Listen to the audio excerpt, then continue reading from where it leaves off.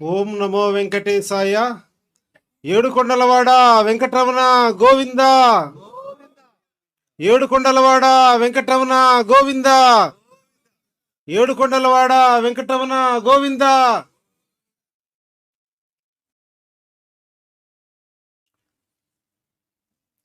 రమణమూర్తి గారి పైన దాడి, ఆ చెప్పుతో సంఘటన చూస్తూనే నాకు వాడిని చంపేయాలనేంత కోపం వచ్చింది. ఈరోజు ఇటు చెప్పుతో దాడి చేసే వాళ్లకు అందరికీ చెప్తున్నాం, నేను రాయలసీమ ఫ్యాక్షన్ కుటుంబం నుంచి వచ్చినండి. మాకు 10 మర్డర్లు జరిగితే చిన్న విషయం, 10 మర్డర్లు జరిగి రక్తం పారితే చిన్న విషయం, అది పెద్ద విషయం కాదు మాకు. అట్లాంటి కుటుంబం నుంచి వచ్చినండి నేను.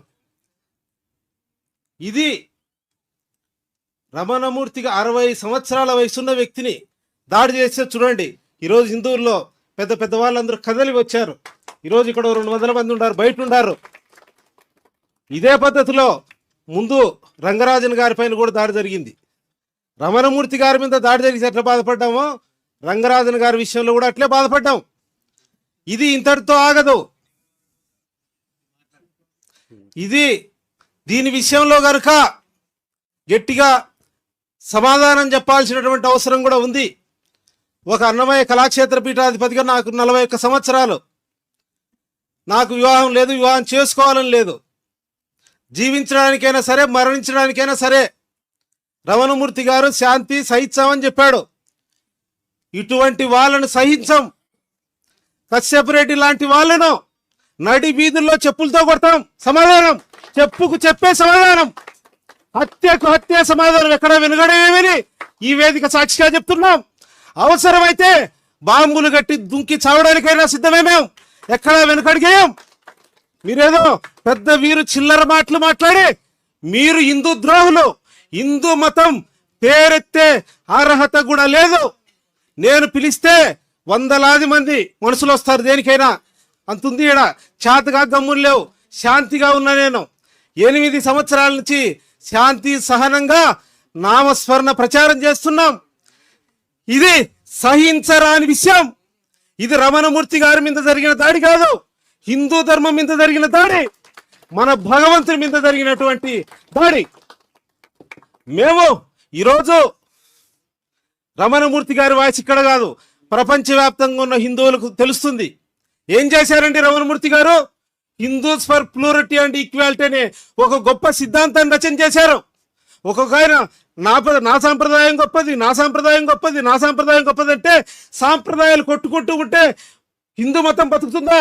ఎవరు ఏ సాంప్రదాయం అయినా సరే మీరు మీ సాంప్రదాయాన్ని ఆచరించండి, పక్క సాంప్రదాయాన్ని గౌరవించండి అని నిజమైనటువంటి హిందూ ధర్మ పరిరక్షకుడు రమణమూర్తి గారు. ఈరోజు సాయిబాబా భక్తుల పైన దాడి జరిగితే రమణమూర్తి గారు ముందుండి మాట్లాడాడు. సీతమ్మ తల్లి లాంటి బ్రహ్మకుమారిస్ పైన అపనిందలు వేశారు. తిరుమల కొండ పైన తాళ్లపాకన్నమాచార్య గృహం కూల్చేస్తే రమణమూర్తి గారి సారథ్యంలో, కదిజ్ఞాసుల సామర్థ్యంలో 11,50,000 సంతకాలు ఇక్కడ రంగరాజన్ టెంపుల్ దగ్గరే రంగరాజన్ గారు 2 లక్షల సంతకాలు. రాష్ట్రం అంతా ఒక 6 నెలల హోరాత్రులు కష్టపడి, ఆ వెంకటేశ్వర స్వామికి తెలుసు, అది అందరికీ తెలుసు, ఇక్కడ చూసిన వాళ్లకు 3 నెలల పాటు రథయాత్ర చేశాం. రమణమూర్తి గారు రాత్రి పగులు కరపత్రాలు చేసి దానికోసం ఎంత కృషి చేశారు నాకు తెలుసు. ఈరోజు కాసిరెడ్డి నాయన అక్కడ ఆశ్రమాలు కూల్చివేస్తున్నారంటే 50 మందిని రమణమూర్తి మన కదిజ్ఞాసి యోధుల్ని ఇప్పించి అక్కడికి మేము వెళ్ళి అక్కడ పోరాటం చేసే అక్కడ ఆగిపోయాయి. అంతేకాకుండా హిందూ దేవాలయాలు అనేకం కూలిపోతుంటే, అక్కడ జరుగుతుంటే అక్కడికి వెళ్ళి మాట్లాడటం జరిగింది.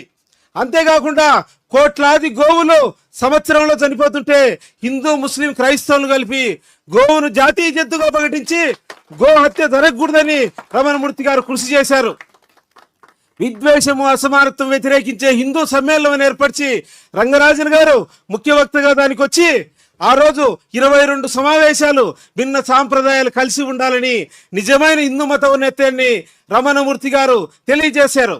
అంతేకాకుండా చిన్నజీయర్ స్వామి ఆశ్రమంలో హైందవ భక్త కళా సమ్మేళనం అని పెట్టి భిన్న సాంప్రదాయాలంతా ఒకటే, మనం కలిసి ఉండాలని అద్వైత విశిష్టాద్వైత సాయి భక్తులు అందరినీ ఒక వేదిక మీదకి తెచ్చిన రమణమూర్తి గారు మహానుభావుడు.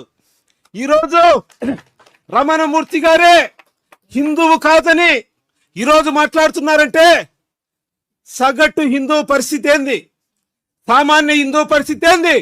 ఈరోజు దేశంలో రమణమూర్తి గారు ఒక్కరి మీదే కాదు, ఈ విద్వేష మూకలు వీళ్ళ రాజకీయ కుట్రలను హిందూ మతాన్ని వాడుకోవడాన్ని, హిందూ మతాన్ని తప్పు, రామ మందిరంలో డబ్బులు పోయినాయంటే వీళ్ళందరూ హిందువులు కాదని, హిందూ ద్రోహులని, హిందూ మతాన్ని వీళ్ళ ఛత్రాధిపత్యం కోసం వీళ్ళ ఆధిపత్యం కృషి చేసేదాన్ని ఎదుర్కొంటాం, పోరాడతాం. ఈ పోరాటంలో జీవించడానికైనా మరణించడానికైనా మేము సిద్ధమని ఈ వేదిక సాక్షిగా మేము తెలియజేస్తున్నాం. కనుక రమణమూర్తి గారు నిజంగా మహానుభావుడు, వారు నిజంగా ఋషి. కనుక ఇటువంటి విద్వేషపు అలవాటు లేకుండా రమణమూర్తి గారి గొంతు ఇక్కడ కాదు, యావత్ ప్రపంచవ్యాప్తంగా ఈరోజు నేటి వర్తమాన కాల పరిస్థితుల్లో హిందూ ధర్మాన్ని ఒక అవతార పురుషుడు రమణమూర్తి గారు, నిజమైన హిందూ ధర్మ రక్షకుడు రమణమూర్తి గారు చెప్పిందే భారతదేశంలో హిందూ ధర్మాన్ని కాపాడుతుంది. ఈ విద్వేషం ముగ్గురిని కాపాడాలని తెలియజేసిన తర్వాత నా ప్రసంగాన్ని ముగిస్తున్నాను. పూజ్యులు అన్నయ్య